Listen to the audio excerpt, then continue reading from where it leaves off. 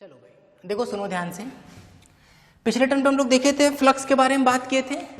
हम वहाँ फ्लक्स का एक फॉर्मूला बताए थे कि भाई अगर डी फाई की हम लोग बात करें, डी फाई इक्वल होता है ई vector dot D A vector. बात समझ में आ रही क्या? बोले हाँ सर ठीक है। फिर अगर हमको टोटल फ्लक्स चाहिए तो हम लोग क्या करते हैं, इसको इंटीग्रेट करते हैं।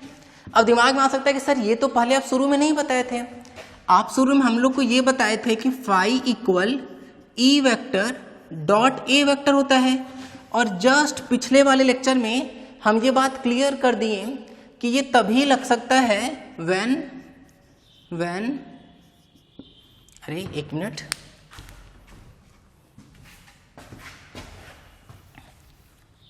ये केवल तभी लग सकता है when electric field is constant. जब इलेक्ट्रिक फील्ड क्या होगा, कांस्टेंट होगा, तभी हम इस फॉर्मूले को लगा सकते हैं। ठीक है। अच्छा, अगर वेरिएबल होगा तब क्या लगाएंगे? तो बोले तब तो फिर यही फॉर्मूला लगाना होगा। क्या लिख लेंगे? D phi equal integration of E vector dot D A vector. ठीक है। अच्छा, ये बात तो समझ में आ गई सर। इसका मतलब ये तब लगेगा जब भैया, अब ये कब लगा था? जब इलेक्ट्रिक फील्ड कैसा होगा, कांस्टेंट। तो निश्चित तौर पर ये तब लगेगा when electric field is variable. ये बात समझ में आ रही है? तो ये इस तरह की कहानी। बोले हाँ सर ये बात तो समझ में आ गया हम लोग को। तो देखो, अच्छा चश्मा क्यों लग गया? इसलिए लग गया ना क्योंकि बहुत सारी लाइट्स वाइट्स के बीच में रहना पड़ रहा था। सब लाइट एकदम ढेर सारी लाइट्स के बीच में रहना पड़ रहा है, तो आँख बहुत तेज खराब हो रही थी, इसलिए फिर चश्मा लगा लिए ताकि लाइट वाइट से बच सकें। कुछ दिन और चलना है ना, पता चला कि आँख अपनी बढ़ गई, नौकरी भी चली जाएगी हमारी। तो देखो क्या कर रहे हैं हम लोग भाई, देखना सुनना भाई। ये तब लगेगा जब इलेक्ट्रिक फील्ड क्या होगा, कांस्टेंट। फिर ये इसलिए तब लगा देंगे जब इलेक्ट्रिक फील्ड कैसा होगा, वेरिएबल। ये दोनों बात ना हम सरफेस के अकॉर्डिंग लेके चलेंगे। जैसे हम पिछले टर्म पे क्वेश्चन कराए थे जहां इलेक्ट्रिक फील्ड वेरिएबल दिख रहा था, लेकिन हम लोग का इसी फॉर्मूले से काम चल गया। एक क्या 2-3 क्वेश्चन से कराए थे जहां इलेक्ट्रिक फील्ड था तो वेरिएबल, लेकिन हम लोग इसी फॉर्मूले से काम चला लिए थे। क्योंकि एक बार तो ऐसा हो रहा था कि उस सरफेस याद है ना, क्यूब बनाए थे या क्यूबॉइड बनाए थे, तो एक बार ऐसे जो सरफेस था उसके लिए तो इलेक्ट्रिक फील्ड फिक्स हो गया था। एक्चुअली में वेरिएबल था लेकिन उस सरफेस के लिए फिक्स था।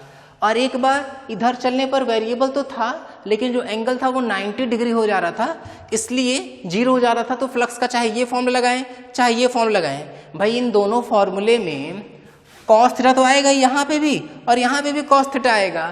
तो अगर थीटा 90 डिग्री हो गया तो कॉस 90 की वजह से एंगल 0, मतलब वैल्यू 0, तो फ्लक्स 0। फिर इलेक्ट्रिक फील्ड वेरिएबल हो चाहे कांस्टेंट हो, कोई इस बात का मतलब नहीं रह जाएगा। ठीक है। अच्छा, यहाँ तक की तो बात कर ली हम लोग। देखो अब हम लोग इसी से थोड़ा बहुत आगे बढ़ रहे हैं। जैसे एक नॉर्मल सा क्वेश्चन दे रहे हैं ताकि हम लोग आइडेंटिफाई कर सके कि भाई कब कौन सा फॉर्मूला हम लोग को लगाना है। ठीक है, सुनना ध्यान से। हमें क्वेश्चन के फॉर्म में दे रहे हैं, सोचने समझने की कोशिश करना है हम लोगों को कि भाई कब कौन सा फॉर्मूला लगाएंगे। ठीक है, आज का लेक्चर बहुत भयंकर इंपॉर्टेंट है भाई।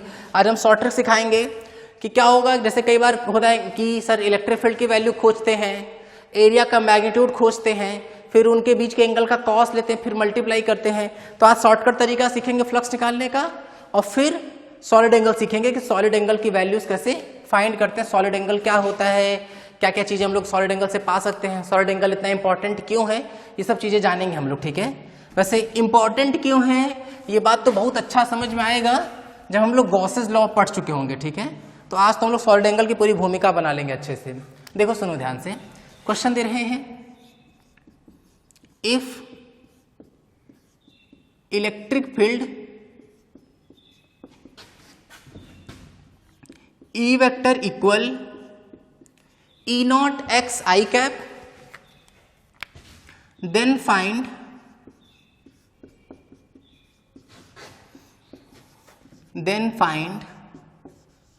flux through square plate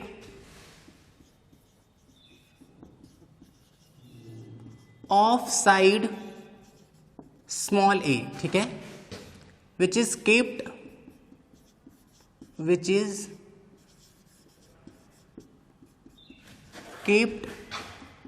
in xy plane, which is kept in xy plane. बात समझ में आ रही है क्या? देखते हैं ध्यान से भाई। जैसे मान लेते हैं कि हमारे पास ये रहा y, ये रहा x, ठीक है। एक स्क्वायर प्लेट बना लेते हैं, 1 मिनट, ऐसे और ऐसे, ठीक है। फिर design design design design design design design, ये पूरा डिजाइन बना दिया, ठीक है। ये क्या है? ये है square plate, square plate of side कितना दिए हैं? स्मॉल ए, ठीक है। चलो करो ट्राई, तो एक बार सोच समझ कर इसको ट्राई करो। 5 मिनट में, 5 मिनट क्या ज़्यादा हो गया, 2 मिनट में ये क्वेश्चन हो जाएगा भाई। रुको वीडियो एक बार ट्राई कर लो अच्छे से। तो कर लिए क्या ट्राई? देखो सुनना ध्यान से, सॉल्यूशन पे आते हैं। सबसे पहला क्वेश्चन दिमाग में कि सर इलेक्ट्रिक फील्ड वेरिएबल है कि कांस्टेंट। सबसे पहले यही सोचो, इलेक्ट्रिक फील्ड वेरिएबल के कांस्टेंट बोले, यहाँ तो इलेक्ट्रिक फील्ड वेरिएबल है सर। अरे एक्स पर डिपेंड कर रहा है ना। अगर एक्स 0 तो इलेक्ट्रिक फील्ड 0, x1 तो इलेक्ट्रिक फील्ड E0, अगर x2 तो इलेक्ट्रिक फील्ड 2E0, अगर x3 तो इलेक्ट्रिक फील्ड 3E0। तो अलग अलग x पे इलेक्ट्रिक फील्ड अलग अलग है। बोले हाँ सर सही बात है। तो फ्लक्स का फॉर्मूला हम लोग सोच सकते हैं कि sir D phi equal integration of E vector dot DA vector लगाते, ठीक है भाई। इलेक्ट्रिक फील्ड वेरिएबल है, लेकिन अगर कोई गलती से मान लेते हैं फ्लक्स का फॉर्मूला लगा लिया E vector dot A vector, तो भी इस केस में उसका आंसर सही आ जाएगा। देखो एक बात तो क्लियर है ना, क्या कि भाई इलेक्ट्रिक फील्ड है किधर की तरफ? इलेक्ट्रिक फील्ड x के लॉन्ग इधर, और स्क्वायर प्लेट ये क्या है? ये एक ओपन सरफेस है ना। ओपन सरफेस का एरिया वेक्टर परपेंडिकुलर होता है, या तो उस प्लेन से बाहर की तरफ होगा या तो उस प्लेन से अंदर की तरफ होगा। लेकिन उन दोनों केस में अगर हम एरिया वेक्टर को बाहर ले रहे हैं, बाहर, और इलेक्ट्रिक फील्ड हम इधर ले रहे हैं, तो भी जो एंगल है वो 90 डिग्री हो रहा है कि नहीं? या अगर किसी का मन किया कि नहीं सर हम एरिया वेक्टर को अंदर लेंगे, तो क्रॉस लिए वो। अगर हम एरिया वेक्टर को क्रॉस लिए और इलेक्ट्रिक फील्ड तो अभी भी x के लॉन्ग है, फिर भी जो एंगल हुआ वो 90 डिग्री ही हो रहा है कि नहीं? तो चाहे ये यूज करें चाहे ये नीचे वाला यूज करें, दोनों के केस में जो नेट फ्लक्स थ्रू सरफेस आएगा वो कितना आ जाएगा?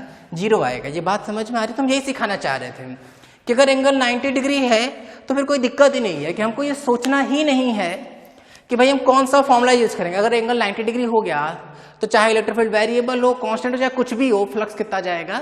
0 आ जाएगा। ये बात समझ में आ रही है? अब ध्यान देना, ठीक है। अब हम इसी सेम क्वेश्चन में हल्का सा डाटा चेंज कर रहे हैं। अब चलो बताओ क्या है इलेक्ट्रिक फील्ड? इलेक्ट्रिक फील्ड की वैल्यू है E0 x k कैप, मतलब अलग अलग x पर अलग अलग तो है, लेकिन जो डायरेक्शन है वो किधर की तरफ है? k कैप के लॉन्ग है, मतलब बाहर की तरफ है। चलो, और हम बता दे रहे हैं कि इस स्क्वायर प्लेट का जो हम लोग को एरिया वेक्टर मानना है ना, वो आउटवर्ड मानना है, बाहर की तरफ वाला। चलो बताओ भाई, ऐसा करते हैं, इसको 5 मिनट के लिए वीडियो रोको और एकदम ढंग से ट्राई कर लो, क्योंकि हम लोग ये पहला क्वेश्चन कर रहे हैं जहाँ इलेक्ट्रिक फील्ड कैसा है? वेरिएबल है और वैल्यू कुछ ना कुछ आएगी, ठीक है। तो अब वेरिएबल वाले का फॉर्मूला यूज करना है। तो चलो एक बार वीडियो रोकते हैं, दिमाग लगाते हैं भाई, ध्यान से सोचो, अच्छे से दिमाग लगाओ।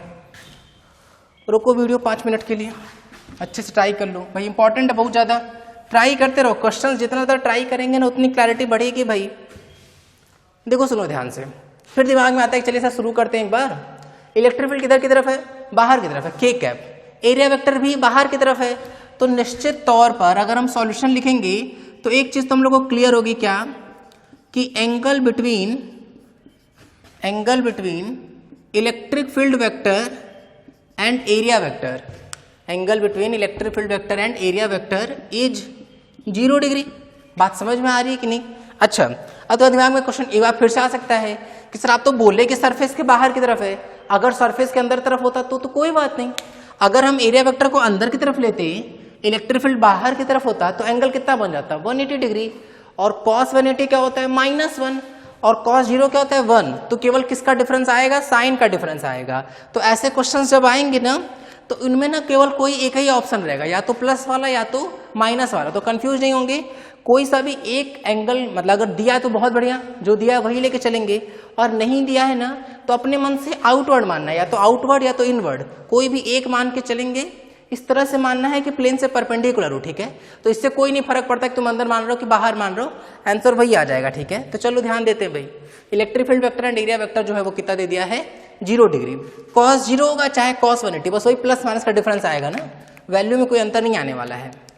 अब दिमाग में ये आया, सुना ध्यान से, कि भाई अगर हम सब एक चीज़ तुम लोग को पता चल गया कि वेरिएबल वाला फॉर्मूला यूज करना है, तो वहीं से स्टार्ट करते हैं, ई vector dot D A vector start करते हैं भाई। अब जब ई vector dot D A vector है तो हम लोग सोचते हैं ना कि अरे सर 1 मिनट दिमाग लगाया जाए, इलेक्ट्रिक फील्ड इंटीग्रेशन से बाहर जाएगा। देखो सुनो कैसे हम लोग वो फॉर्मूला बनाए थे, flux equals to E vector dot A vector कैसे आया था, इलेक्ट्रिक फील्ड कांस्टेंट, तो इंटीग्रेशन से बाहर तो हम लिखे D phi equal electric field vector dot integration of D A vector, ऐसे लिखे। और इस चीज को अगर हम जोड़ेंगे, जब मतलब इंटीग्रेट करेंगे, तो छोटा छोटा एरिया मिलकर क्या बन जाएगा, पूरा एरिया मिल जाएगा। तो फिर अल्टीमेटली हम लोग को क्या मिल जाएगा, ई वेक्टर डॉट ए वेक्टर मिलेगा। ठीक है, तो इंटीग्रेशन से कोई चीज बाहर तो तभी आ सकती थी जब वो क्या हो, कांस्टेंट हो। तो यहाँ इलेक्ट्रिक फील्ड क्या होगा, अगर कांस्टेंट तो इंटीग्रेशन से बाहर आया, फिर ये फॉर्मूला बनता, लेकिन यहाँ इलेक्ट्रिक फील्ड कांस्टेंट नहीं है। चलो ध्यान देते हैं एक बार, इलेक्ट्रिक फील्ड जो है वो उस पूरे एरिया के लिए अलग अलग है। पहले हम इस बात को देख लेते हैं कि सही है कि गलती है। जैसे अगर हम लोग इस एरिया को कवर करने के लिए जा रहे हैं तो क्या x बदल रहा है क्या, बोले हाँ सर x बदल रहा है। और अलग अलग x पर इलेक्ट्रिक फील्ड क्या है, अलग अलग है, तब तो डायरेक्ट नहीं कर सकते। फिर क्या करना होगा, हिंट हम लोग का फॉर्मूला ही दे रहा है। क्या फॉर्मूला दे रहा है, हिंट एकदम क्लियर याद रखो। यहाँ फॉर्मूला हम लोग का जो हिंट दे रहा है वो ये है कि भाई सिंपल तरीके से चलते हैं, छोटा सा एरिया वेक्टर लिखते हैं, उसी को इंटीग्रेट कर देंगे और आंसर आएगा। तो ध्यान देते हैं क्या किया जाए, बोले सर यहां से ना किसी x पर चलते हैं। ठीक है, किसी छोटे से x पर गए और x पे जाके इस पे एक स्ट्रिप कट कर लेते हैं। स्ट्रिप कट कर लिए भाई, ये ऐसे ऐसे ऐसे ऐसे ऐसे ऐसे ऐसे ऐसे, ये हम लोग का स्ट्रिप कट होगा कितना, dx विड्थ का। बात समझ में आ रही क्या, तो x पे dx कट कर लिए। अच्छा ये बताओ ये वाला लेंथ कितना है, बोले ये लेंथ तो सर a है क्योंकि स्क्वायर ऑफ साइड a था ये। तो क्या हम लोग इस छोटे से स्ट्रिप का एरिया लिख सकते हैं क्या, एरिया ऑफ शेडेड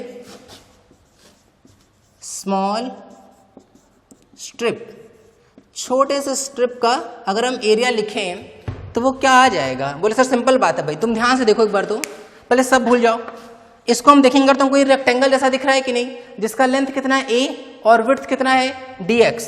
तो एरिया कितना आ जाएगा, एरिया आ जाएगा a इंटू dx। ये कहानी समझ में आ रही है, बोले बस सिंपल बात है। अब यहाँ अगर हम यूज कर लें तो D phi equal integration of electric field की वैल्यू है कितनी, इलेक्ट्रिक फील्ड की वैल्यू है ई नॉट एक्स। भाई अगर हम फॉर्मूले को थोड़ा सा अलग तरीके से लिखें तो हम इसको E D A cos theta लिख सकते हैं कि नहीं, ए वेक्टर डॉट बी वेक्टर का फॉर्मूला। इलेक्ट्रिक फील्ड कितना है, ई नॉट एक्स। छोटा सा एरिया कितना, बोले छोटा सा एरिया ये रहा सर ए डी एक्स। तो छोटा सा एरिया कितना हो जाएगा, A D x. Electric field भी बाहर है, एरिया वेक्टर भी बाहर है, एंगल 0 डिग्री, कॉस 0 कितना हो जाएगा, कॉस 0 1 हो जाएगा। अब हम लोग को ऐसे चलना है कि हम लोग पूरे एरिया को कवर कर सके। तो x की छोटे छोटी वैल्यू कितनी, 0, x की मैक्सिमम वैल्यू कितनी, a, तभी तो हम लोग पूरा का पूरा प्लेट कवर कर पाएंगे। तो फ्लक्स कहाँ से कहाँ तक, 0 से फाई तक। तो बस यहाँ हम लोग अगर आंसर करने की कोशिश करें तो डी फाई का इंटीग्रेशन कितना आ जाएगा, phi upper limit minus lower limit, तो फाई माइनस 0। अब ध्यान देते हैं भाई क्या क्या कांस्टेंट है, ई नॉट कांस्टेंट इंटीग्रेशन से बाहर, ए कांस्टेंट इंटीग्रेशन से बाहर, cos 0 की वैल्यू कितनी 1, तो ई नॉट ए बाहर कर देते हैं। तो ई नॉट इंटू ए बाहर, अंदर क्या बचा x dx, कहाँ से कहाँ तक, 0 से a तक। तो ई नॉट ए, x का integration x square by 2, upper limit lower limit, क्या जाएगा a square by 2 minus 0, multiply कर लेंगे, ये आंसर जाएगा ई नॉट ए क्यूब अपॉन 2। बात समझ में आ रही है, नोट कर लो अच्छे से। तो ये इस तरीके से हो गया, ठीक है। तो अब बस हम लोग को समझ में आ चुका है भाई कि हम लोग इस तरह से फ्लक्स को कैलकुलेट कर सकते हैं, चाहे वो वेरिएबल है इलेक्ट्रिक फील्ड क्यों ना हो। अब ध्यान देना एक बार, हम थोड़ा सा और दिमाग लगा सकते हैं इसमें। अभी हम कैसा प्लेट लिए हैं, स्क्वायर प्लेट लिए हैं, फिर हम कैसा ले सकते हैं, ट्रायंगुलर प्लेट ले सकते हैं। भाई अगर हम ट्रायंगुलर प्लेट ले, ध्यान देना, मान लो हम ऐसे ले लेते इस तरह से, तो कहानी फिर से वही होती कि भाई एक्स पे जाते और dx का विड्थ कट करते, dx का, ठीक है।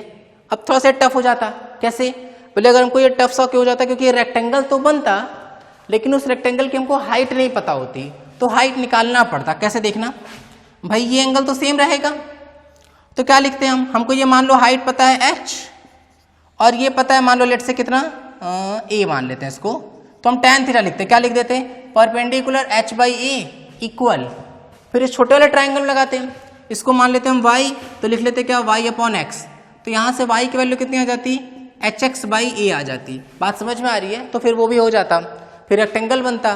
तो रेक्टेंगल की हाइट कितनी हो गई, हाइट होगी hx बाई a ये, और जो विड्थ होता तो हम x पे जाके क्या कट किए होते dx, तो इसका एरिया क्या लिख लेते हैं y into D x, y की वैल्यू ये रही और इलेक्ट्रिक फील्ड की जो भी वैल्यू होती है वो हम पुट कर देते हैं। देखो इस तरह के बहुत सारे क्वेश्चन बनाए जा सकते हैं, सबको करने का तरीका यही होगा कि छोटा सा स्ट्रिप कट करेंगे, उसका एरिया कैलकुलेट करेंगे और वो जो छोटा सा एरिया होगा वो यहाँ पुट कर देंगे और इस तरह से इंटीग्रेट करते हैं, मतलब इस तरह से लिमिट पुट करेंगे कि हम लोग पूरे के पूरे उस स्ट्रक्चर को कवर कर सकें, चाहे वो स्क्वायर प्लेट हो, चाहे ट्रायंगुलर प्लेट हो, चाहे कुछ भी हो, ठीक है। तो इस तरह से हम लोग उसको कैलकुलेट कर पाएंगे। नोट कर लो बेहतर तरीके से भाई, ये इलेक्ट्रिक फील्ड पर बेस्ड एक एग्जांपल था। देखो बहुत सारे क्वेश्चन नहीं करा सकते भाई, तो थोड़ी बहुत प्रैक्टिस तुम्हें दिमाग में सोचनी पड़ेगी कि अच्छा इस तरह के और भी क्वेश्चन बन सकते हैं। बेहतर प्रैक्टिस के लिए क्या करना है, ट्रायंगुलर प्लेट वाला क्वेश्चन करना और हमको एक बार इसका सॉल्यूशन भेज देना। हम देखो बता दे रहे हैं, इलेक्ट्रिक फील्ड कितना ले लेना, इलेक्ट्रिक फील्ड यही ले लेना ई नॉट एक्स के कैप, ठीक है। डायरेक्शन वायरेक्शन सब यही रखना, मतलब एक्स और वाई में ही रख देना प्लेट को, और हाइट कितने ले लेंगे h, विड्थ कितना ले लेंगे, मतलब बेस कितना ले लेंगे a, और सॉल्व करके हमको बताना कि कितना आ रहा है आंसर। ये होमवर्क हो जाएगा भाई। देखो अपने हिसाब से चलें, होमवर्क करते चलो, अगर हम एक्स्ट्रा बना रहे हैं, अगर हम नहीं बना रहे हैं तो खुद से बनाने की कोशिश करो, दिमाग लगाओ। जितना ज़्यादा प्रैक्टिस करेंगे ना, फ्लक्स वक्स बहुत इंपॉर्टेंट है भाई, फ्लक्स विजुअलाइजेशन बढ़ाएगा। इलेक्ट्रिक फ्लक्स के अगर क्वेश्चन बन रहे हैं इसका मतलब विजुअलाइजेशन बहुत अच्छी हो चुकी है। जैसे देखो अब हम लोग का अगला सेगमेंट विजुअलाइजेशन पर ही है कि कितना अच्छे से हम लोग विजुअलाइज कर पाते हैं, उसी पर बेस्ड रहेगा क्वेश्चन, ठीक है। अब शॉर्ट ट्रिक पर आ रहे हैं भाई, फ्लक्स को निकालने का एकदम भयानक आसान तरीका है कि सर देखेंगे आंसर दे देंगे, ठीक है। अच्छा क्या ये अच्छे अच्छे एग्जाम में पूछे जाते हैं, बोले हाँ बिल्कुल, मतलब सोचो ऐसे कि जे एडवांस लेवल के क्वेश्चन हम लोग आज करेंगे फटाफट और वो देखते ही बनने चाहिए। अगर हम जो कॉन्सेप्ट सिखा रहे हैं वहीं तक पहुंचे, मतलब उस कॉन्सेप्ट को बेहतर तरीके से सीख गए ना, तो बहुत आराम से क्वेश्चंस बनेंगे, देखना।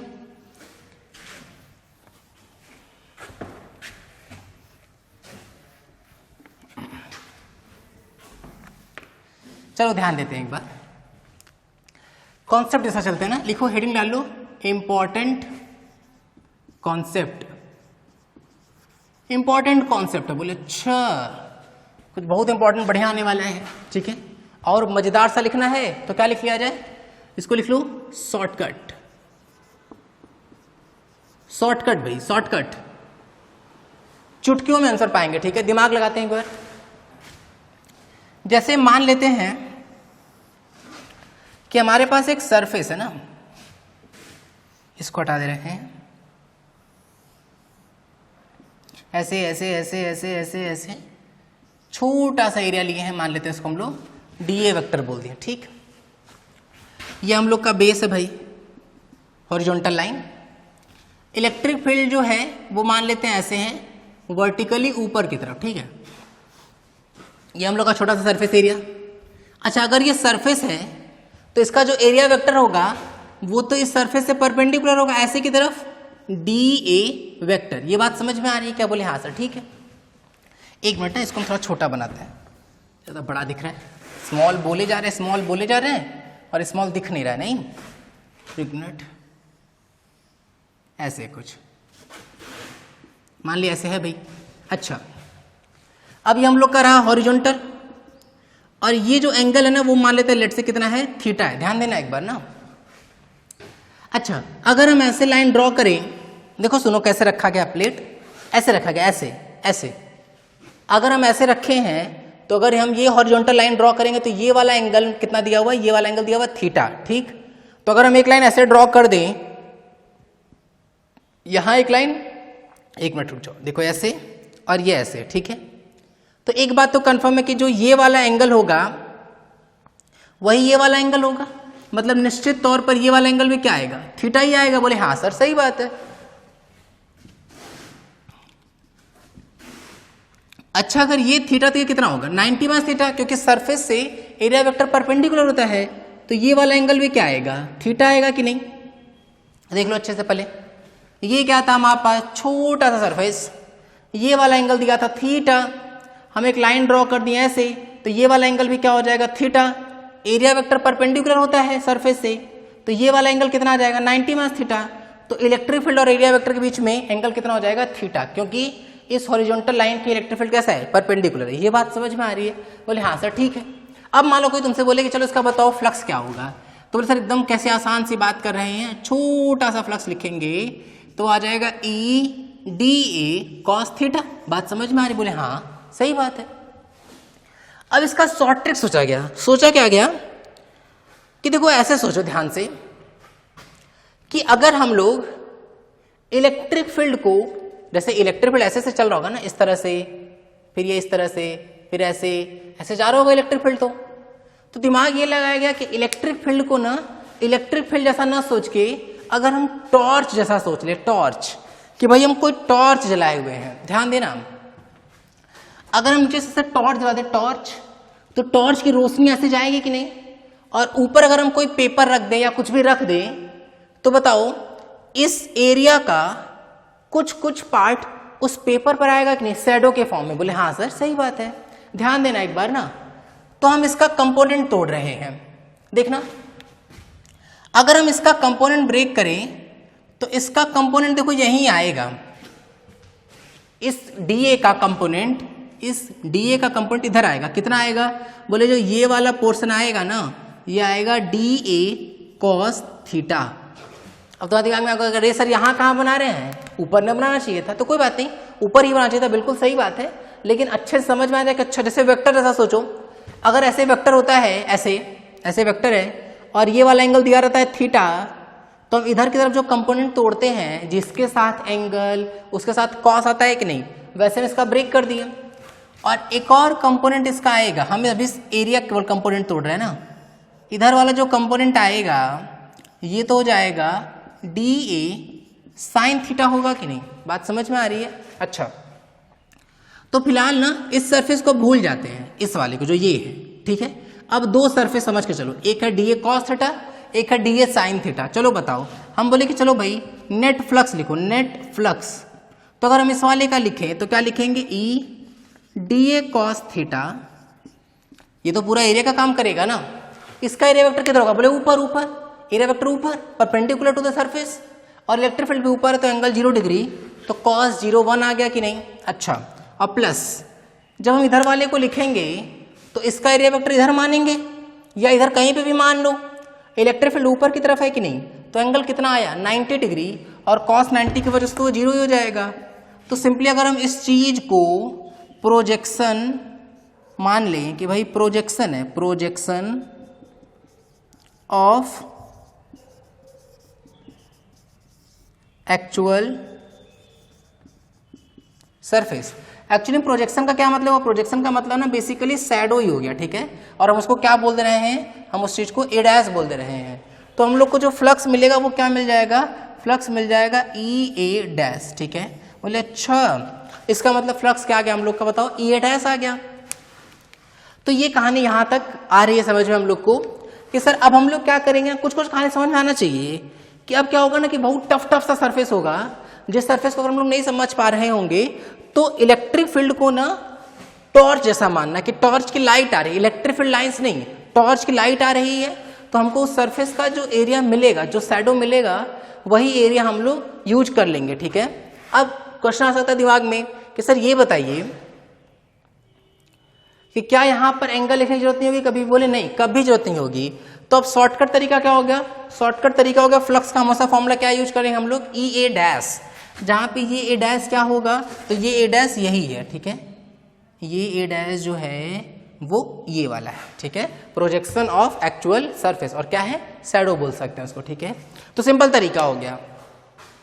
अब दिमाग में एक और बात आ सकती है कि सर किधर की तरफ प्रोजेक्शन, प्रोजेक्शन हमेशा ना इलेक्ट्रिक फील्ड के परपेंडिकुलर प्लेन में लेते हैं, ऑलवेज टेक शैडो, ये इंपॉर्टेंट बात रहेगा भाई, ठीक है। तो इसको स्टार पॉइंट करके नोट करेंगे हम लोग, always take shadow in perpendicular direction of electric field, ठीक है। Always take shadow in perpendicular direction of electric field, हमेशा जो शैडो लेंगे ना वो इलेक्ट्रिक फील्ड के परपेंडिकुलर डायरेक्शन में लेके चल रहे होंगे, ठीक है। अब इसे कुछ बेस्ड एग्जांपल देखेंगे ना तो थोड़ी क्लैरिटी और बढ़ेगी, तो इस तरह से नोट कर लो, समझ में आ जाएगा। अभी देखते हैं, जैसे अभी हम लोग ना केवल शैडो की बात करते हैं, अभी फ्लक्स निकालने में बात नहीं करेंगे, अभी सिर्फ शैडो की बात करेंगे कि शैडो कैसा दिखेगा और उस शैडो का एरिया कितना होगा, ठीक है। चलो ध्यान देना एक बार।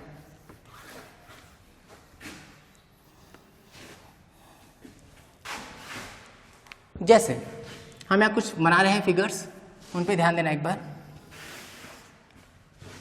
ये हम लोग का हो गया एक्स एक्सिस, ये हो गया मान लो लेट्स से वाई एक्सिस, और ये हो गया जेड एक्सिस, ठीक है।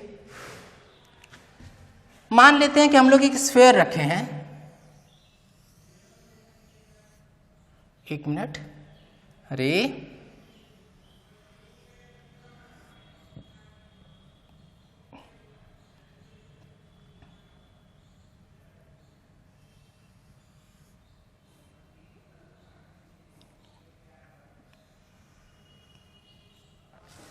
ऐसे है, ठीक है। ये स्फीयर है, स्फीयर जिसका रेडियस कितना है कैपिटल आर, ठीक। ध्यान देना ना, जो इलेक्ट्रिक फील्ड है वो इलेक्ट्रिक फील्ड दिया हुआ है minus of E not J cap. चलो बताओ इसका प्रोजेक्शन कैसा होगा, फाइंड शेप ऑफ प्रोजेक्शन। अरे क्वेश्चन है find shape and area of projection, find shape and area of projection. चलो भाई वीडियो रोको 1 मिनट के लिए और सोच समझ के बताओ। अच्छा बताओ इलेक्ट्रिक फील्ड पहले किधर से आ रहा है, इलेक्ट्रिक फील्ड है minus of E not J cap, ऐसे की तरफ, ऐसे। चलो 3D में इमेजिन करते हैं एक बार। जैसे सोचो ऊपर से ऐसे लाइट गिर रही है ना, जैसे मान लो कि ऊपर हम कोई से मान लो हम लोग हेलोजन टाइप का कुछ जला के रखे, मतलब खूब सारे बल्ब ऐसे मान लो, ठीक है, उनसे एकदम पैरेलल लाइंस नीचे आ रही हैं। अगर हम उन लाइंस के नीचे एक स्फीयर रख दें, ठीक है, ऐसे मान लो हवा में हम स्फीयर पकड़े, ऊपर खूब ढेर सारी लाइट जल रही हैं, यहाँ बीच में एक बड़ा सा फुटबॉल पकड़े हुए हैं और नीचे हम सफेद रंग का एक पेज रख दें, तो बताओ इसका शैडो उस पेज पर कैसा बनेगा। बोले सर एकदम सिंपल बात है, सोच लो पहले ध्यान से, सोच लो वीडियो रोक के, क्या बन रहा है बताओ। बोले सर एकदम सिंपल बात है, क्या बात कर रहे हैं आप, एकदम सिंपल बात है कि क्या बन रहा है। बोले सर सर्कल बन रहा है, सिंपल। अरे सर्कल ही तो बनेगा भाई ना नीचे, सिंपल सा। और बोले सर उस सर्कल का जो एरिया होगा, देखो ध्यान से भाई, जो सर्कल बनेगा उस सर्कल का जो रेडियस होगा वो क्या होगा। बोले सर उस सर्कल का जो रेडियस होगा ना वो भी रेडियस कैपिटल आर ही होगा, जो उस स्फीयर का रेडियस है।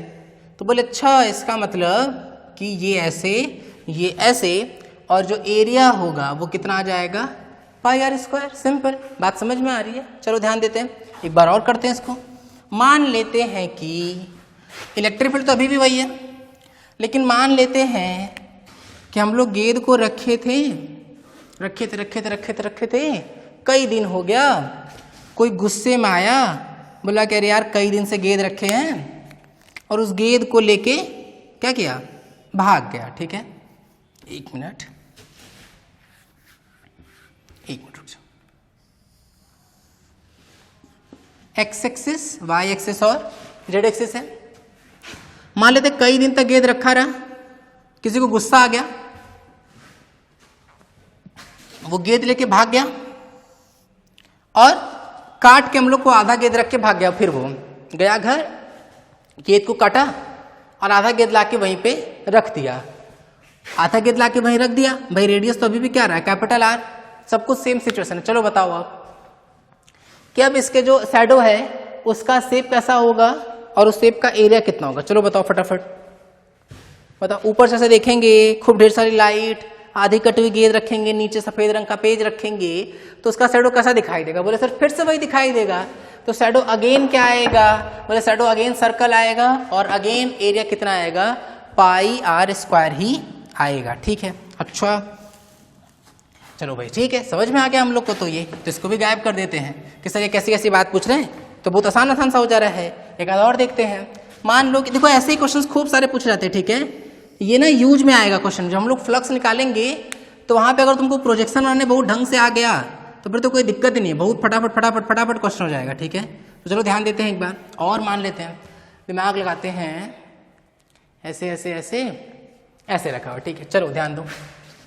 मान लो कि भाई ऐसे रखा हुआ है कोई चीज,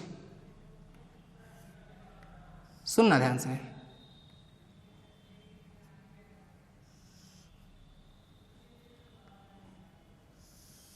ऐसे ऐसे ऐसे ऐसे रखा हुआ है। चलो कुछ कुछ समझ में आ रहा है क्या? ये ऐसे रखा है भाई, कैसे रखा है बताओ? ऐसे रखा है, ऐसे। क्या है ये? जैसे ऐसे समझो कि मान लो मार्कर ही है, मार्कर को कोई ले गया और ऐसे बीच से एकदम दो टुकड़ा कर दिया। ठीक है, तो ये ऊपर टुकड़ा दिखाई दे रहा है। देखो 3D में इमेजिन करना पड़ेगा कि भाई जो ये मार्कर उसको तोड़ के काट के बीच से आधा काटा और आधा पोर्शन रख दिया जूम करके एकदम बड़ा सा, क्योंकि इतना बड़ा थोड़ी मार्कर हमारे हाथ में है। देखिए इसे बीच से काटे और वहां रख दिए और अभी भी ऊपर से लाइट आ रही है। इसका ये रेडियस दे दिया गया है, हाफ सर्कल है ना ये, तो रेडियस दे दिया गया है कैपिटल R और इसका लेंथ दे दिया गया है कैपिटल L। चलो बताओ इसका प्रोजेक्शन कैसा दिखाई देगा? वीडियो रोको 1 मिनट के लिए और सोच समझ के बताओ कि इसका प्रोजेक्शन जो है वो हम लोग को कैसा दिखाई देगा। सोच समझ लिए क्या भाई? बताया जाए, बोलो। देखो सुनो, बोले सर कि अगर ऊपर से लाइट डलेगा ऐसे ऐसे देखेंगे, अगर नीचे एक सर्कल मतलब एक ऐसे रखा हुआ है और नीचे एक सफेद रंग का पेज रखा रहेगा, तो जब हम लोग देखेंगे तो हम लोग ऐसा दिखाई देगा कि अच्छा ये कुछ ऐसा बनेगा। सोचो इमेजिन करो कि अगर हम इसको रखें, नीचे रखे हैं, दिखेगा क्या? सर तो रेक्टेंगल जैसा दिख गया, जिसका लेंथ कितना है? L। लेंथ जो है वो L। अगर हम नीचे सेप रख के रखे रहेंगे तो देखो कैसा दिखाई देगा, ये ऐसे, ये ऐसे ऐसे और ये कुछ यूं। देखो ये बात समझ में आ रही है क्या? तो ये कुछ इस तरह से दिखाई देगा, जिसका लेंथ कितना है? लेंथ हो जाएगा कैपिटल L। ठीक है, और जो विड्थ होगा वो विड्थ कितना हो जाएगा? 2R बस। और अगर हम लोग एरिया लिख लेंगे इसका तो क्या हो जाएगा? लेंथ इंटू विड्थ, तो 2LR आ जाएगा इसका एरिया। खत्म। बात समझ में आ रही है क्या? तो ये इस तरीके से बोलो भाई, बस नोट कर लो इसको अच्छे से। फिर एक आध और देखते हैं। मान लो किसी के दिमाग में आया कि नहीं सर अब कुछ और सोचते हैं थोड़ा सा। ठीक है, ध्यान देना एक बार। मान लेते हैं कि कुछ और सोचने का मन किया तो कुछ और सोच लेते हैं एक बार, और क्या। ठीक है, इसमें कुछ ऐसी बड़ी बात तो नहीं है। मान लो किसी ने आकर रुके रुके रुके सर, रुक जाइए रुक जाइए रुक जाइए। वो क्या किया कि एक सिलेंडर लिया और उस सिलेंडर को रख दिया ऐसे स्ट्रेट करके, मतलब खड़ा करके ऐसे रख दिया यहां पर। अब बताओ ये रेडियस कितना है? बोले ये वाला रेडियस जो है वो अगेन कैपिटल R और जो लेंथ है वो है अगेन कैपिटल L। चलो बताओ, अब बताओ कि अगर हम ऊपर से वापस वही सब कुछ, इलेक्ट्रिक फील्ड वही है, अगर ऐसे देख रहे होंगे स्लाइड पड़ रही होगी, नीचे कागज रखा होगा, तो उस कागज पर इस सिलेंडर का कैसा शेप दिखाई देगा? बताओ हमें एक बार। रुको वीडियो, सोचो समझो ध्यान से, बताओ कैसा दिखाई देगा? बताएं आप। वो सर अगर देखेंगे ऊपर से ऐसे लाइट जला रहेगा, नीचे देखेंगे तो बोले इसका जो एरिया आएगा वो तो सर्कुलर आएगा, सर्कुलर। बोले अच्छा अच्छा, तो यहाँ पे क्या बन जाएगा? सर्कल बन जाएगा, सर्कल। सेट बन गया। और ये सर्कल का रेडियस कितना होगा? बोले इस सर्कल का जो रेडियस होगा वो होगा कैपिटल R। बात समझ में आ रही है क्या? बस। और एरिया कितना आ जाएगा? एरिया आ जाएगा पाई R स्क्वायर। क्लियर हो रही है कहानी? ये इस तरीके से। ठीक, चलो एक और लास्ट करते हैं। मान लेते हैं कि आंधी तूफान आया। कहाँ आया? ऐसे नहीं, जीवन में नहीं आंधी तूफान, मतलब यहाँ फिगर के पास आंधी तूफान आ गया और जो ये सिलेंडर है वो बेचारा गिर गया। ठीक है, अगर ये सिलेंडर गिर गया तो देखो कैसा बनेगा? बोले सिलेंडर को ऐसे पलटा पुलटी देते हैं, ये ऐसे,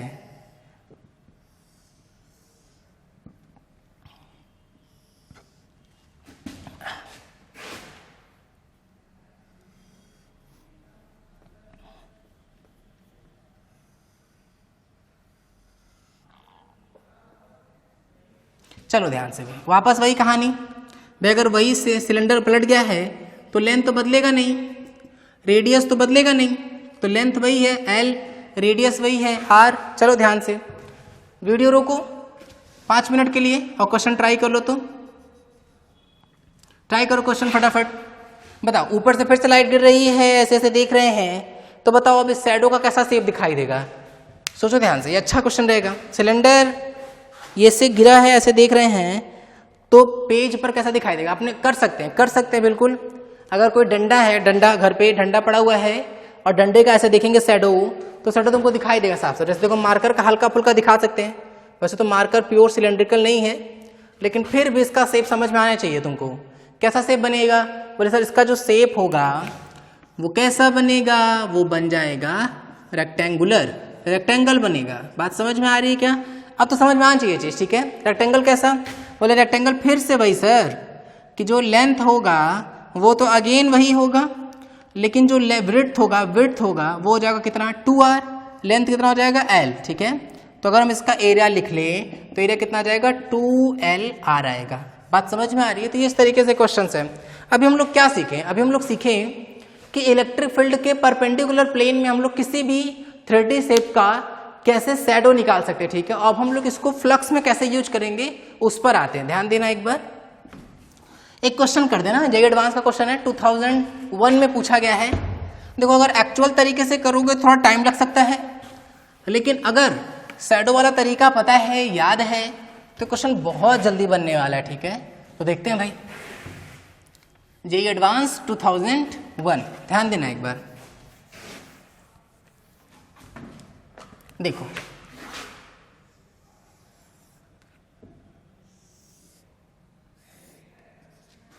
ये मान लो हमारे पास कौन सा एक्सिस, वाई एक्सिस, ये मान लो हमारे पास कौन सा एक्सिस, जेड एक्सिस, ये मान लो कौन सा एक्सिस, एक्स एक्सिस। बात समझ में आ रही है क्या? अच्छा, क्या कर रहे हैं भाई, ऐसे बनाए गए, पहले वो शेप बना देते हैं। वो लोग क्या दिए थे कि स्क्वायर प्लेट दिए थे, ठीक है। Square plate of side small a,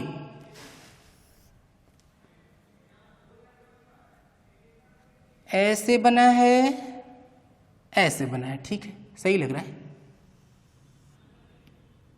ठीक है। ये कुछ ऐसे दिया हुआ है। ये दे दिया गया हम लोग को ओरिजिन 0,0,0, यहाँ पे कौन सा एक्सिस है, एक्स एक्सिस है, तो उसके अकॉर्डिंग कोऑर्डिनेट रहेगा क्या 0,a,0, ठीक है। ये ऐसे गए हैं, ऐसे गए, ऐसे गए, ऐसे गए, बाहर गए हैं, तो ये कोऑर्डिनेट हो जाएगा a,a,a, ठीक है। ये ऐसे और ऐसे गए हैं, मतलब इस तरह से, और फिर ये ऐसे, ये ऐसे गए हैं, तो ये हो जाएगा कि भाई ऐसे गए पहले a, फिर इधर गए हैं a, तो ये हो जाएगा कोऑर्डिनेट कितना a,0,a। बात समझ में आ रही है? तो ये इस तरीके से है भाई। चलो ध्यान देना एक बार सब।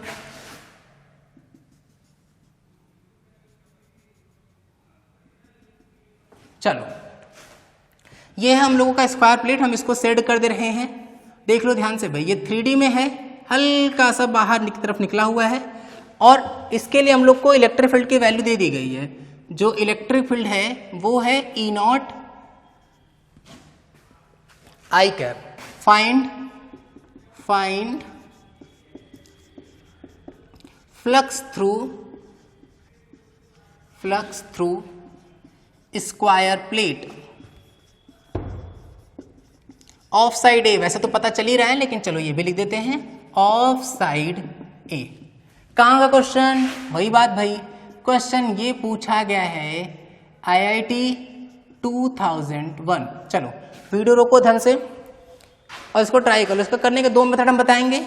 एक मेथड बस हम बताएंगे, सुन लेना ध्यान से, उससे भी कर सकते हैं, लेकिन एक मेथड जिससे हम लोग करेंगे वो होगा प्रोजेक्शन वाले तरीके से, ठीक है। प्रोजेक्शन से 1 या 2 मिनट में बन जाएगा क्वेश्चन। तो चलो ध्यान से, दोनों मेथड ट्राई करने के हम टाइम दे रहे हैं। 5 मिनट की वीडियो रोको और 2 मेथड से ट्राई करो। चलो रोको वीडियो। कर लिए क्या ट्राई, देखना सुनना ध्यान से भाई। मान लेते पढ़ा, दिमाग में क्या आया, सबसे पहले अगर कोई मान लो बच्चा पढ़ा, उसको लगा कि सर रुकिए सर, जैसा कहानी समझाया गया हम लोग को सिर्फ एकदम सिंपल वैसे चलते हैं। कैसे चलते हैं कि सर फ्लक्स का फॉर्मूला है, फ्लक्स इलेक्ट्रिक फील्ड कांस्टेंट है, तो डायरेक्ट यूज कर लेते हैं क्या, E vector dot A vector, ठीक। अच्छा सुना ना, भाई इलेक्ट्रिक फील्ड है किधर, इलेक्ट्रिक फील्ड जो है वो आई कैप के लॉन्ग बाहर की तरफ है कि नहीं, बाहर की तरफ ऐसे, और जो एरिया वेक्टर है वो टिल्ड हो चुका है। देखो अगर ये प्लेट वाईजेड प्लेन में होता तो एरिया वेक्टर होता बाहर, इलेक्ट्रिक फील्ड भी होता बाहर, एंगल होता 0 डिग्री, ठीक है। लेकिन अब जो प्लेट है, देखना सुनना, एरिया वेक्टर रहेगा तो परपेंडिकुलर, लेकिन जो प्लेट है वही टिल्ड हो गया है, इलेक्ट्रिक फील्ड तो अभी भी ऐसे है, तो इन दोनों के बीच का हम लोग को क्या निकाल लेना है, एंगल, और आंसर क्या आ जाएगा फिर, ठीक है। अच्छा अब एंगल कैसे फाइंड करेंगे, तो एंगल सिंपल हम लोग को ये पता लगा ले, देखो सुनना ध्यान से ना, जैसे अगर हम तुझसे ये बोले, देखना ऐसे है, मान लो ऐसे कोई प्लेट है, जो एरिया वेक्टर का वो तो ऐसे ही ना होगा, एक मिनट रुक जाओ, एरिया वेक्टर का जो ऐसे ही होगा। अगर देखना सुना है, जैसे हम प्लेट को जितना घुमाएंगे, देखो प्लेट को हम जितना घुमा रहे हैं एरिया वेक्टर भी एग्जैक्टली उतना ही एंगल घूमेगा। सुनना, जैसे अगर हम बोले कि ये हमारा एरिया वेक्टर सामने से देख रहे हैं, ये है एरिया वेक्टर और ये है एरिया, गड़बड़ हो गया, ये है एरिया, ये है एरिया वेक्टर। अगर हम इसको टिल्ड किए, किसको, एरिया को, कितना एंगल से, थीटा एंगल से, तो जो एरिया वेक्टर है वो भी तो थीटा एंगल से टिल्ड होगा कि नहीं, बात समझ में आ रही है। इसका मतलब जितना सरफेस टिल्ड होगा उतना ही एरिया वेक्टर भी टिल्ड होगा। तो अगर हम लोग ये वाला एंगल निकाल लें कि भाई कितने एंगल से टिल्ड हुआ है तो काम हो जाएगा कि नहीं। मान लेते हैं लेट से ये एंगल कितना है, अल्फा, ध्यान देना तो एक बार, बताओ ये कितना है, बोले सर ये है ए, बताओ ये कितना है, ये भी है ए। 3D में भाई ध्यान सोचो, अरे इस पॉइंट को पहुंचने की कोशिश करो, इस पॉइंट के लिए क्या चलेंगे, ओरिजिन से चलेंगे ए, वाई के लॉन्ग, जेड के लॉन्ग और फिर एक्स के लॉन्ग, तो और ये भी ए, ये भी तो ए ही ना हुआ। तो अगर तुम इस राइट एंगल ट्रायंगल देखोगे, देखो ये परपेंडिकुलर है, देखो ये परपेंडिकुलर है, तो अगर हम इस राइट एंगल को देखेंगे तो ये भी ए, ये भी ए, तो tan अल्फा कितना हो जाएगा, बोले a बाई ए मतलब 1, तो अल्फा कितना हो जाएगा 45 डिग्री।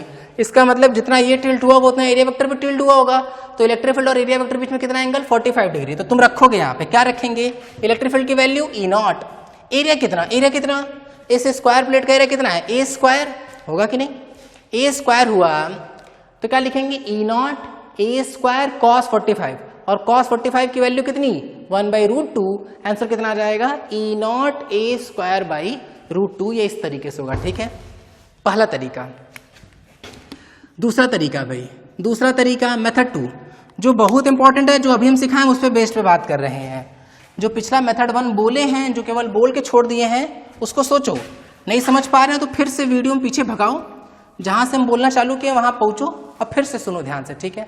अच्छा इस पे ध्यान देते हैं हम लोग, भाई एंगल पे फोकस करते हैं ना, भाई कितना चले हैं हम लोग, जेड के लॉन्ग कितना चले ए, एक्स के लॉन्ग भी कितना चले ए।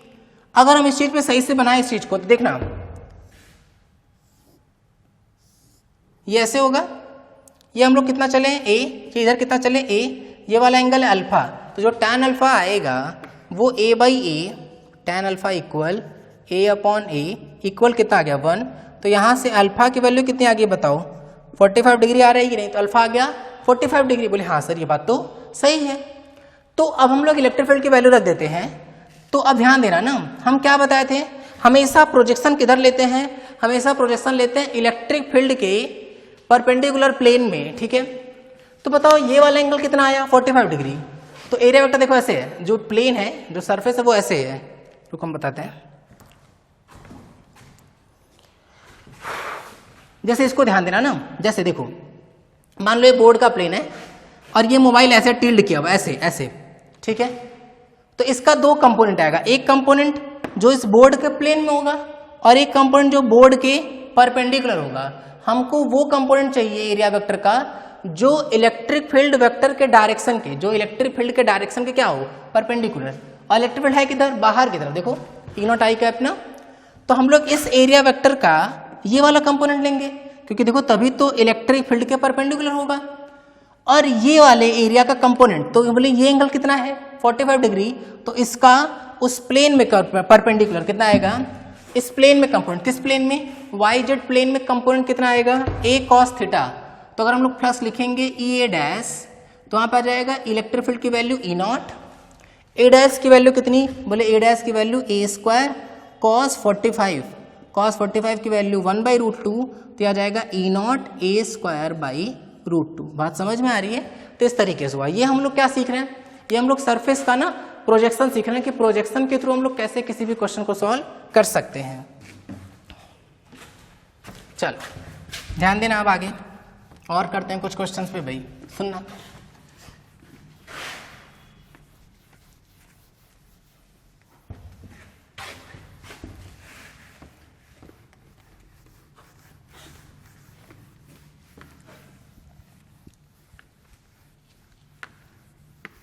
चलो ध्यान देते हैं एक बार, एक आध और करते हैं ना। मान लो हम लोगों से बोला गया कि देखो भाई,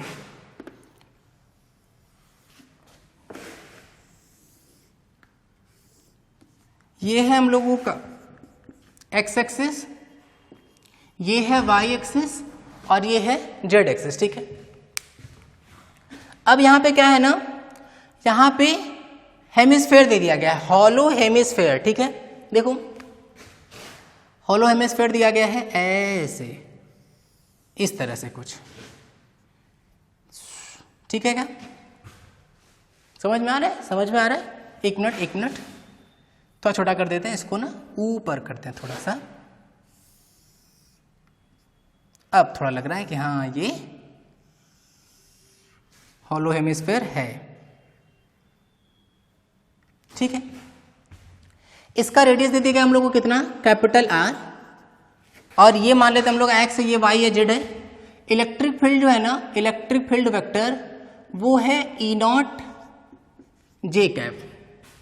E0 J कैप किधर की तरफ चल रहा है, ऊपर की तरफ। हॉलो हेमिस्फेयर मतलब ये वाला सरफेस क्लोज नहीं है, लेकिन ये वाला पोर्शन क्लोज है। जैसे अगर हमारे से क्रिकेट की बॉल नहीं होती है, जैसे वो प्लास्टिक के जो गेंद खेलते हैं उसको ऐसे कट कर दे, ऐसे कट कर दे बीच से, तो क्या होगा कि ये वाला पोर्शन तो बंद होगा, लेकिन जो नीचे वाला पोर्शन वो खुला हुआ होगा कि नहीं। तो ये वैसा ही क्वेश्चन है, ठीक है। अच्छा, अब बताना है कि find flux through hollow hemisphere. Find flux through hollow hemisphere. चलो भाई दिमाग लगाते हैं एक बार। पूछा जा रहा है कि जो हॉलो हेमिस्फेयर है उसके थ्रू कितना फ्लक्स आएगा। सोचो अच्छा ध्यान से, तो एक बार वीडियो रोको 5 मिनट के लिए और ट्राई कर लो। अब ट्राई करने के बाद सुनना, देखना ध्यान से भाई। वापस वही कहानी समझते हम लोग। इलेक्ट्रिक फील्ड है किधर की तरफ, E0 J कैप। तो एक बार बनाते हैं। इलेक्ट्रिक फील्ड जो है वो ऐसे है, ऐसे बना लेते हैं एक बार भाई।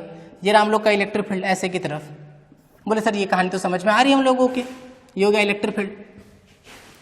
अब क्या करना है, हम लोग बोले कि जो ये हॉलो में, देखो सुनो ध्यान से, जैसे अगर हम लोग कोई छोटा सा पोर्शन ले, ऐसे छोटा सा पोर्शन, तो इसका एरिया वेक्टर ऐसे होगा कि नहीं, छोटा सा एरिया वेक्टर, और ये है इलेक्ट्रिक फील्ड वेक्टर, तो ये उनके बीच का एंगल हो जाएगा, ठीक है।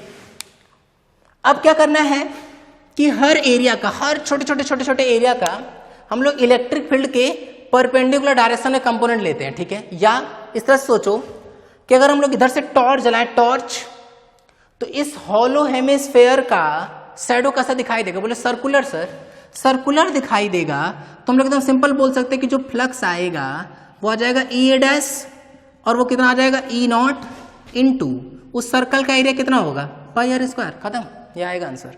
बात समझ में आ रही है? अच्छा, अब कभी कभी ना यहाँ प्रॉब्लम है कि वो हम तुमको एक शॉर्टकट सिखा रहे हैं। शॉर्टकट क्या है?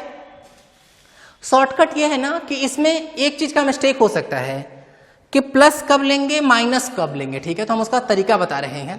वैसे हम लोग पिछले टर्न पे ये बात कर चुके थे, फिर से बता रहे हैं हम कि अगर ये लगे हम लोग को कि इलेक्ट्रिक फील्ड लाइन किसी सरफेस में इंटर कर रही, 3D की बात कर रहे हैं हम, किसी क्लोज सरफेस में इंटर कर रही है, तो फ्लक्स नेगेटिव आएगा। जनरली बात कर रहे हैं ना, तो फ्लक्स कैसा आएगा, नेगेटिव। लेकिन अगर किसी सरफेस को छोड़ के बाहर निकल रही है, देखो जैसे यहाँ पे, यहाँ इलेक्ट्रिक फील्ड लाइंस बाहर निकल रही हैं, तो फ्लक्स पॉजिटिव आएगा। ऐसा क्यों होगा? क्योंकि जब एंगल होगा ना, उसके एंगल, मतलब ये हम बता चुके थे, वैसे तो फिर से बता रहे हैं कि इलेक्ट्रिक फील्ड और एरिया वेक्टर के बीच में एंगल जो होगा वो लेस देन 90 बनेगा, ठीक है। इसलिए इस पर्टिकुलर केस में जो फ्लक्स होगा वो कैसा आएगा, पॉजिटिव। तो रटो इस चीज को। जब भी कभी 3D ऑब्जेक्ट हम लोग देखते हैं, तो 3D ऑब्जेक्ट के केस में अगर lines, electric field lines inter कर रही हैं, तो उस केस में फ्लक्स आएगा नेगेटिव इंटर करते वक्त, ठीक है। और जब कभी भी इलेक्ट्रिक फील्ड लाइन से फ्लक्स से, मतलब सरफेस से बाहर निकल रही हैं, तो उस केस में जो फ्लक्स आएगा वो कैसा आएगा, पॉजिटिव आएगा, ठीक है। इंटर करते वक्त नेगेटिव इसलिए आता है क्योंकि एंगल जो होगा मतलब इलेक्ट्रिक फील्ड और एरिया वेक्टर के बीच में एंगल मोर देन 90 होता है इसलिए। और जब इलेक्ट्रिक फील्ड लाइंस बाहर निकलती हैं सरफेस से तो फ्लक्स पॉजिटिव इसलिए आ रहा है क्योंकि इलेक्ट्रिक फील्ड और एरिया वेक्टर के बीच में जो एंगल होगा वो लेस देन 90 बनेगा, ठीक है। तो इसको नोट कर लो अच्छे से। एक और करते हैं, हटा दें इसको, बोलो, देखना सुनना ध्यान से।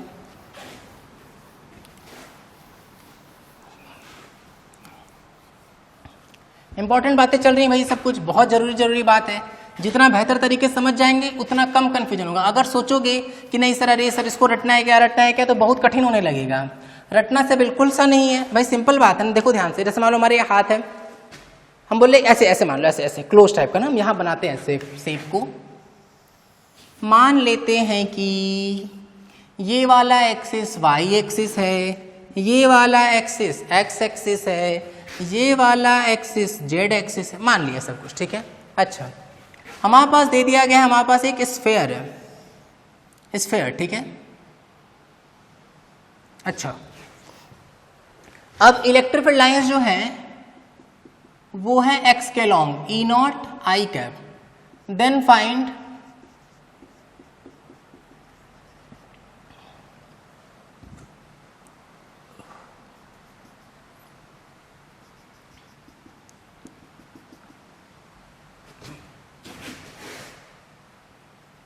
एक मिनट रुक जाओ, बनाने की कोशिश कर रहे हैं ताकि ये लगे कि ये एक स्फेयर है, ठीक है। वैसे तो बाकी तो इमेजिन ही करना है। रेडियस कितना है, कैपिटल आर दे दिया गया है। Then find flux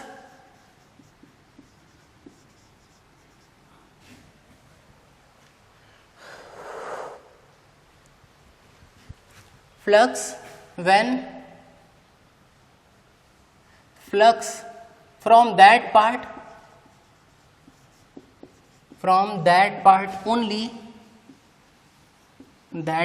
only from which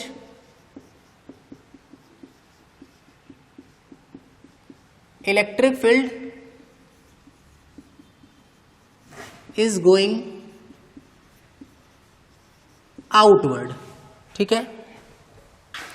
चलो ध्यान से सोचते हैं भाई क्या बोल रहे हैं। जैसे एक बात तो हम पिछले टर्न पे सिखाए थे, उसके पिछले टर्न पे भी कई बार बोले थे कि अगर किसी 3D ऑब्जेक्ट में जितनी लाइंस इंटर कर रही हैं उतनी ही लाइंस बाहर निकल जाए तो फ्लक्स जीरो आएगा, ठीक है। तो एक बात तो कंफर्म है कि अगर इलेक्ट्रिक फील्ड इधर की तरफ है, ई नॉट आई कैप ऐसे ऐसे ऐसे ऐसे जा रहा है, इलेक्ट्रिक फील्ड किधर जा रहा है, इधर इधर ऐसे खूब सारी लाइंस हैं, एक्स के लंग भागे जा रही है, ठीक है।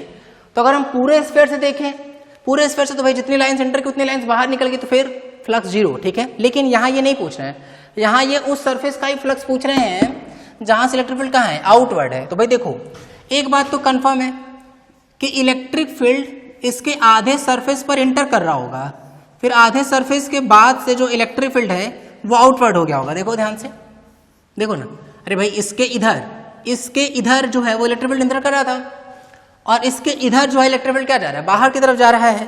तो इसका मतलब कि ये आधे सरफेस से पूछ रहा है, ठीक है। अच्छा ध्यान देते हैं एक बार भाई, अगर हम इस साइड सोचें, जैसे मान लेते हैं हम इस साइड सोचें तो एरिया वेक्टर किधर होगा, इधर होगा कि नहीं, छोटा सा एरिया। तो इसका जो एंगल आएगा इलेक्ट्रिक फील्ड और एरिया वेक्टर के बीच में एंगल, वो मोर देन 90 दिख रहा है कि नहीं, मोर देन 90। और अगर एंगल मोर देन 90 होता है तो कॉस थीटा नेगेटिव होता है, ठीक है। तो फ्लक्स क्या आएगा, नेगेटिव। लेकिन अगर हम इस किसी पोर्शन पर हैं, एरिया वेक्टर जो होगा वो इधर होगा, छोटा सा एरिया वेक्टर।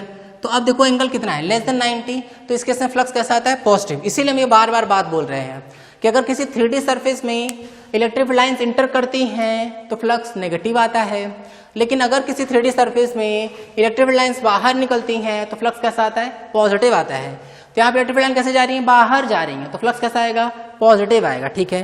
अब भाई पूछा जा रहा है कि चलो बताओ फ्लक्स कितना होगा। तो चलो वीडियो रोको 2 मिनट के लिए और ट्राई कर लो। तो एक बार कर लिए क्या ट्राई, देखो सुनना ध्यान से। ई डैश प्रोजेक्शन लेते हैं भाई, आधे से ही मतलब हम लोग को। तो अगर हम इस आधे का एरिया इधर ले प्रोजेक्शन, फिर प्रोजेक्शन कैसा दिखाई देगा, सर्कुलर। तो कितना आ जाएगा, बोले ई नॉट पाई आर स्क्वायर। और कैसा होगा, पॉजिटिव नेगेटिव, बोले पॉजिटिव होगा क्योंकि आउटगोइंग की बात करते, ठीक है। अगर सेम क्वेश्चन पूछा जाता है from which electric field is, अगर यहीं पे बोल देते कि चलो बताओ इनवर्ड वाले का कितना होगा, ठीक है, इनवर्ड, तो इस केस में क्या करते हैं, बोले अगर इनवर्ड वाले का केस पूछते तो इस केस हम लोग कर देते, देखो इनवर्ड है ना तो फ्लक्स पक्के से क्या होगा, नेगेटिव, तो हम इधर वाले को भूल जाते हैं। और अगर हम इधर वाले छोटा सा, देखो क्रिकेट की बॉल अपने सर्फ में रखो अपने सामने और आधा काट के फेंक दो, तो अगर हम इधर से लाइट जलाएंगे तो सामने वाली दीवार पर उसका शेप कैसा दिखाई देगा, सर्कुलर, तो फिर से आंसर कितना आएगा, E0πr², लेकिन अब क्या आ जाएगा, नेगेटिव आ जाएगा, क्योंकि इलेक्ट्रिक फील्ड और एरिया के बीच में एंगल क्या है, मोर देन 90। तो प्रोजेक्शन से ना क्वेश्चंस बहुत आसान हो जाएंगे, फटाफट सॉल्व हो जाएंगे, और इनका हम यूज करना भी सिखाएंगे जब हम क्या कर रहे होंगे, सॉलिड एंगल और गॉसेस लॉ का यूज करेंगे, ठीक है। तो प्रोजेक्शन दिमाग में रखो, क्या और भी कहीं यूज में आएगा। जब हम लोग मॉडर्न फिजिक्स पढ़ेंगे ना, मॉडर्न फिजिक्स, तो वहां पे फोटो इलेक्ट्रिक इफेक्ट एक चैप्टर पढ़ेंगे हम लोग, ठीक है, डुअल नेचर ऑफ लाइट, तो वहां पे भी इसका खूब यूज आएगा। मतलब जेईई एडवांस के क्वेश्चन ना इस तरीके से डायरेक्ट फटाफट 2-2 लाइन में बन जाएंगे, और वैसे प्रूफ करने बैठेंगे तो बहुत लेंदी प्रूफ जाएगा, ठीक है। तो ध्यान रखना, प्रोजेक्शन वाला पोर्शन इंपॉर्टेंट है, ये याद भी रखना है, और आगे जाके हम लोग के काम में भी आएगा, ठीक है। चलो आगे बढ़ रहे हैं, सुना ध्यान से भाई। अब बात हम लोग करते हैं किसकी, अब हम लोग बात करते हैं सॉलिड एंगल की। सॉलिड एंगल, कह रहे सर ये कैसा नाम है, क्या ठोस ठोस है, एकदम जमा रहेगा क्या ये एंगल, फिर दिमाग में आएगा करिए सर ये कैसा नाम है, सॉलिड एंगल। सॉलिड एंगल ना क्या हम लोग जो पढ़े थे वही है क्या, नहीं, जो हम लोग अभी तक पढ़ते आए ना प्लेन एंगल ही है। जैसे जो हम लोग एंगल पढ़ रहे थे, एंगल जो हम लोग कहाँ से पढ़ रहे थे, बोले हम लोग ये तो बचपन से पढ़ते आ रहे थे, बचपन से, तो एक्चुअली में ना वो एंगल का नाम अब हम लोग बदल के क्या रख देंगे, प्लेन एंगल, ताकि कोई कंफ्यूजन ना हो, ठीक है, प्लेन एंगल रखते थे। किससे रिप्रेजेंट करते हैं भाई, एंगल या प्लेन एंगल को थीटा वगैरह से रिप्रेजेंट करते हैं। तो सॉलिड एंगल को किससे रिप्रेजेंट करते हैं, सॉलिड एंगल को ना रिप्रेजेंट करते हैं ओमेगा से। ये ओमेगा कहीं देखा देखा लग रहा है, कहाँ देखा देखा लग रहा है, ओमेगा, अरे ओमेगा नहीं है, ओमेगा है, ठीक है, ओमेगा, रुक जाओ हिंदी में भी लिख दे रहे हैं ताकि पढ़ने में आ जाए, ओमेगा।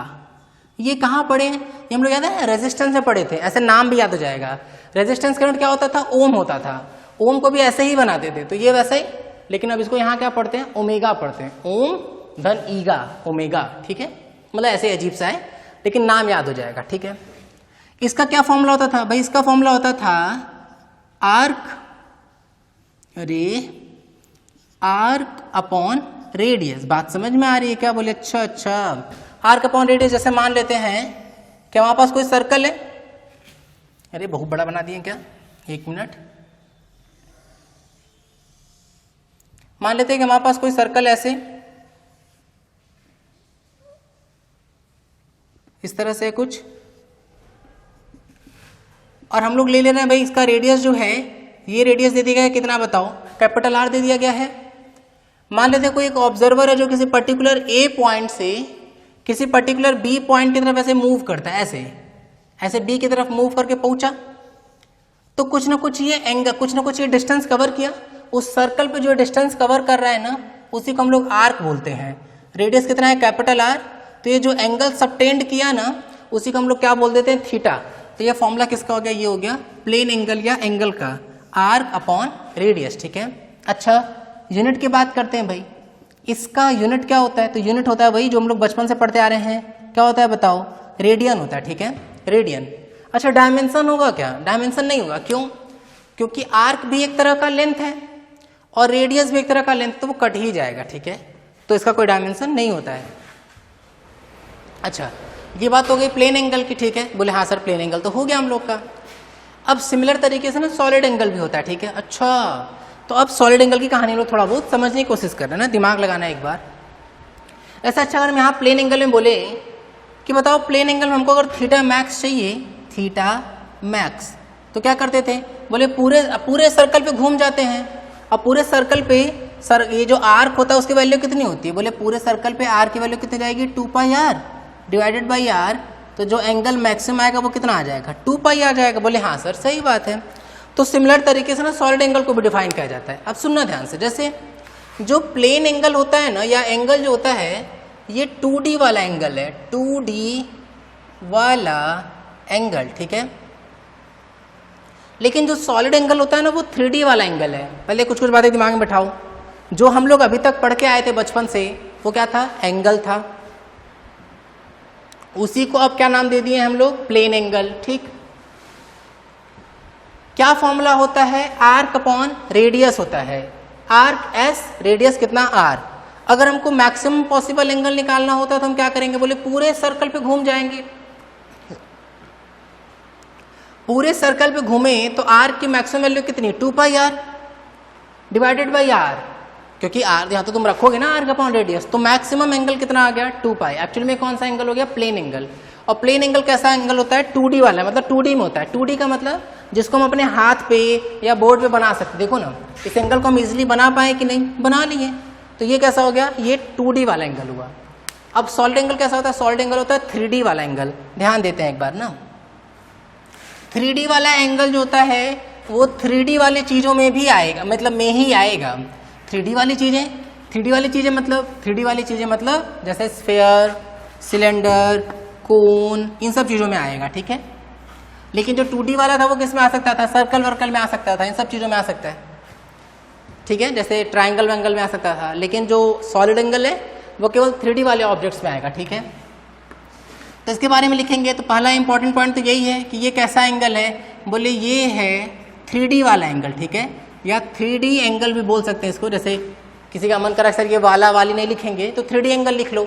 ठीक है, इसका यूनिट क्या लिख लेंगे? तो इसका यूनिट जो होता है ना वो होता है स्टे रेडियन। स्टे रेडियन, उसका था रेडियन, इसका होता है स्टे रेडियन। ठीक है, अच्छा ये भी कैसी क्वांटिटी है? जैसे वो था ना वैसे ये भी डायमेंशनलेस क्वांटिटी है। डायमेंशनलेस क्वांटिटी, बात समझ में आ रही है? बोले अच्छा ठीक है सर, हो गया, ओके। अब ध्यान देते हैं एक बार, इसको डिफाइन करने पे आते हैं ना। मान लेते हैं कि हम लोगों के पास एक स्फेयर है, स्फेयर। ठीक है, अब इसका ना कोई एक पर्टिकुलर सेगमेंट लेते हैं। देखो कोई पर्टिकुलर सेगमेंट, ये सेगमेंट जाके सेंटर पर मिला देते हैं। उसके हर पॉइंट को हम लोग सेंटर पर मिला देते हैं तो वो मिल के एक एंगल बनाएगा। उसी एंगल को हम लोग सॉलिड एंगल या ओमेगा बोल देते हैं। फिर से सोचो, फिर से सोचो, फिर से सोचो ध्यान से। जैसे एक स्फेयर लेते हैं ना, दिमाग लगाना, एक स्फेयर लेते हैं। स्फेयर का कोई एक पर्टिकुलर पोर्शन, जैसे सर्कल में उसको कट कर दो, सर्कल वाला पेंट करो, पेंट करो। जैसे मान लो स्फेयर लो, दिमाग लगाओ, पहले स्फेयर ले लो, ले लिए। अब ना उसके ऊपर एक सर्कल से एक छोटा सा सर्कल बनाओ, स्फेयर पे एक छोटा सर्कल बना दो, उसको कलर कर दो, कलर कर देते हैं, कलर कर दिया। अब उसमें बहुत सारे पॉइंट होंगे, उस सर्कल में बहुत सारे पॉइंट होंगे कि नहीं? उस सर्कल के ना हर पॉइंट को ला के सेंटर से मिला देते हैं। उस सर्कल के हर पॉइंट को ला के सेंटर से मिला देते। तुम अगर बहुत सही सोच रहे हो तो कोन बनेगा, आइसक्रीम का कोन बना, तो वो ऐसे ऐसे ऐसे ऐसे सब आके मिले, तो वो जो मिल के बना ना यहाँ बीच में अंदर, वही एक्चुअली में क्या हो जाएगा? सॉलिड एंगल बनेगा। ठीक है, देखो जैसे मान लो, देखो ये ऐसे है, तो ये बढ़िया एग्जाम्पल बन जाएगा। जैसे स्फेयर था, ये वाला पोर्शन हम पेंट किए थे, सारे पॉइंट, जो ये पेपर है ना इसको तुम लाइन जैसे समझो कि ऐसे लाइन लाइन लाइन ला के मिला दिया स्फेयर के सेंटर से। तुम देखो इसके अंदर तुमको एक एंगल जैसा बन रहा है कि नहीं? यहाँ पे कोई ना कोई एंगल तो बना ही होगा। जैसे अंदर से हम देखेंगे तो यहाँ पे कोई ना कोई एंगल जैसा बनेगा कि नहीं? तो वो जो एंगल क्रिएट कर रहा है ना, ये वाला पोर्शन, जो ये सर्कल जिसको पेंट किए थे, वो उस स्फेयर के सेंटर पर जो एंगल सबटेंड करेगा ना, वो क्या होगा? सॉलिड एंगल होगा। ठीक है, तो हम उसको छोटा सा अगर एरिया ले रहे हैं तो हम छोटा सा सॉलिड एंगल बनाएंगे। छोटा सा एरिया तो छोटा सा सॉलिड एंगल। ठीक है, क्या फॉर्मूला लिखेंगे? इसका फॉर्मूला होगा solid angle, solid angle d omega equal d A upon r square. जहां पे ये आर क्या है? तो ये जो आर है ना वो है रेडियस ऑफ स्फेयर। ये बात समझ में आ रही? बोले अच्छा अच्छा सर, अब समझ में हम लोग के ये आ गया। अच्छा देखो क्या मिला, ये d A upon r square, छोटा सा एरिया अपॉन आर का स्क्वायर। ठीक है, तो हम लोग को क्या मिल जाएगा? यहाँ से छोटा सा सॉलिड एंगल मिल जाएगा। सोचो ध्यान से भाई, एरिया क्या होता है? Length into breadth. Pi are square या कुछ भी इस टाइप का होता है, तो ऊपर लेंथ 2 बार आया कि नहीं, नीचे भी लेंथ 2 बार तो कट जाएगा, तो डायमेंशनलेस क्वांटिटी आ गया कि नहीं? बोले हाँ सर ये बात तो सही है। अच्छा थोड़ा और ध्यान देते हैं, अगर हम बोले कि for maximum solid angle, for maximum solid angle, जैसे नहीं मैक्सिमम प्लेन एंगल निकाले थे वैसे ही मैक्सिमम सॉलिड एंगल निकाल लेते हैं एक बार, तो क्या आएगा? बोले सर हम ये पूरा एरिया लिख देते हैं, और एरिया का पूरा मतलब सरफेस का पूरा सरफेस एरिया कितना होता है? बोले स्फेयर का सर पूरा सरफेस एरिया जो होता है वो होता है 4 pi are square divided by R square. R square cut गया, तो जो मैक्सिमम एंगल आएगा सॉलिड एंगल की मैक्सिमम वैल्यू को कितनी आ जाएगी बताओ? 4 पाई आ जाएगी। क्या यहाँ तक की कहानी क्लियर हो रही है? देखो एक बात तो क्लियर है भाई, सॉलिड एंगल ना थोड़ा कम पचेबल होता है, थोड़ा पचना कठिन हो जाता है, थोड़ा कम समझ में आता है, तो ऐसे परेशान नहीं होंगे। ऐसे मतलब बहुत सारे क्वेश्चंस करते जाएंगे ना, कुछ हम कराएंगे, कुछ तुम लोग को खुद करना पड़ेगा, तो उससे सॉलिड एंगल की क्लैरिटी और बढ़ेगी। ठीक है, तो सॉलिड एंगल इंपॉर्टेंट बात है, समझना है ही हम लोग को। इससे ना बहुत सारे क्वेश्चन जो टफ से क्वेश्चन होते हैं गॉसेस लॉ के, वो बहुत आसानी से बन जाएंगे। ठीक है, तो सॉलिड एंगल अच्छे से नोट कर लो, फिर आगे बात करेंगे नेक्स्ट टर्न से हम लोग। तो बस करते हैं यहाँ तक, थैंक यू। वीडियो पसंद आया तो इस वीडियो को लाइक करें, हमारे चैनल फिजिक्स बिहाइंड एवरीथिंग को सब्सक्राइब करें और इस चैनल को सभी के साथ शेयर करें।